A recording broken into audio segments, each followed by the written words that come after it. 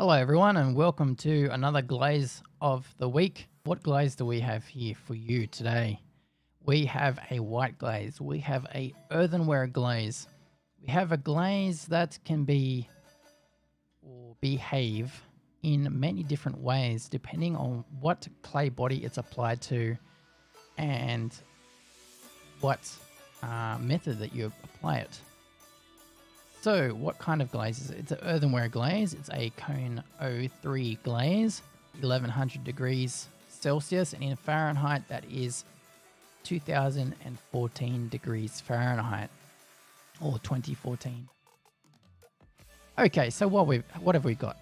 Okie dokie, here we have a couple of different test tiles, different ways, different clay bodies. This is basically our Majolica glaze in its clear and white form. So we have two main frits to work with. We have frit F4064 and frit P2954.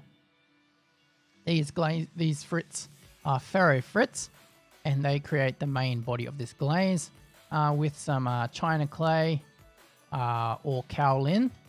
You could use EPK kaolin as well, and then also some silica to give it some glass forming material. So this creates the base of the glaze, and then by itself it will come out clear, and then later on we add some zirconium silicate and some tin oxide in order to give it its opacity to make it white. So for this glaze, this is two different versions on it. The numbers are slightly changed around in order to balance it out for its clear form and its white opaque form. So you can see it on these different test tiles. I have tested it on a white earthenware clay body, as you see here on the left, and then also on a terracotta high iron clay body on the right, and they've both been fired to cone 03. How do they behave? As you can see from these test tiles, on the white earthenware clay body, you can see that it crazes.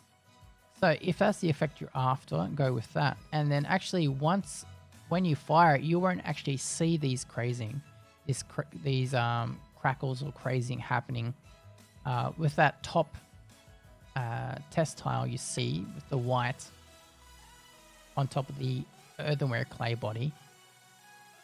That actually has, after it's been fired, what I like to do with crazing glazes, you won't actually see that the crazing.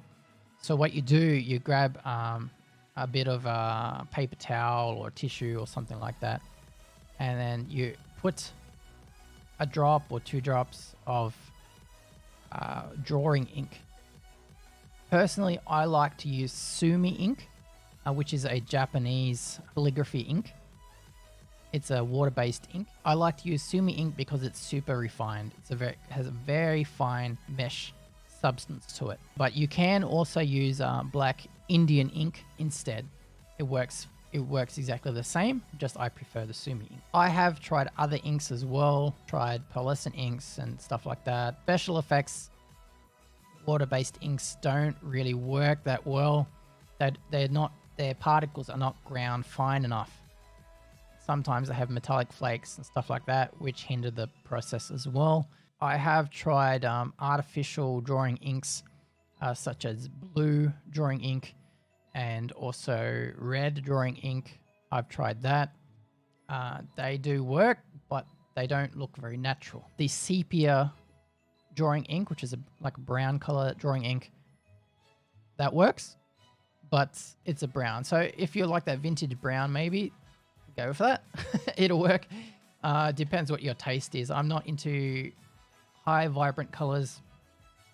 That's just my style. But if you're after that, go for it. Test it out. Maybe I can show you some colored inks in some crackle glazes later. But anyway, here we're talking about this glaze. Okay, enough of rambling on about that. So basically you get your drawing ink You put a couple of drops on the glaze after it's been fired, and you use a piece of paper towel tissue just to smear that around and to spread out on the glaze surface. Okay, so that's what I do to add the color or highlight those cracks or crazing. So I did do that on this terracotta clay body, and obviously, as you can see, there's no crazing in that. So why is that? So this all comes down to the COE. So what is COE? COE is coefficient of expansion. So in the kiln, the clay body, the clay pot expands and contracts, and also the glaze expands and contracts as it melts and cools down. So this COE ratio, they need to match between the clay and glaze body. So if they have a similar or same COE number, then they will not craze or crackle as the terracotta. So this glaze fits the terracotta clay perfectly.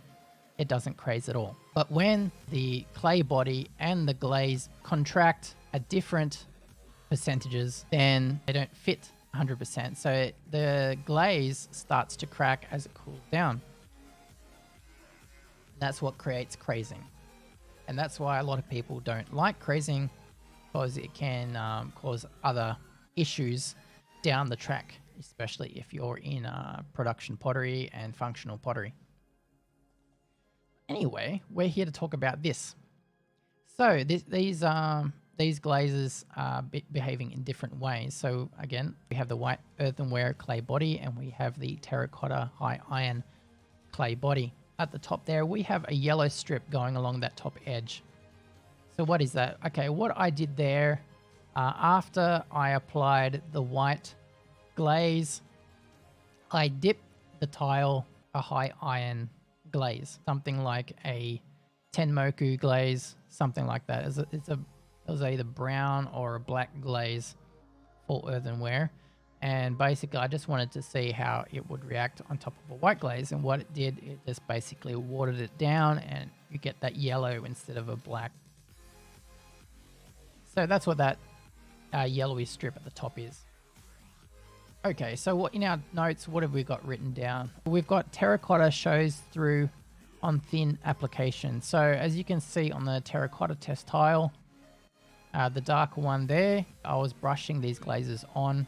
On the left side of that tile, you can see that you've got some orange, some mottling as it goes across towards the right, where it gets thicker and thicker. These lines of how thick the glaze application is, and you can see that as well in the clear glaze application of how thick it comes across, where it's thin on the left and goes towards super thick on the right side. These glazes are for earthenware use. It's a decorative glaze. Also, as you've got tin in the glaze, if you have any chrome or chromium in your kiln, it might be affected. You might get flashes of pink.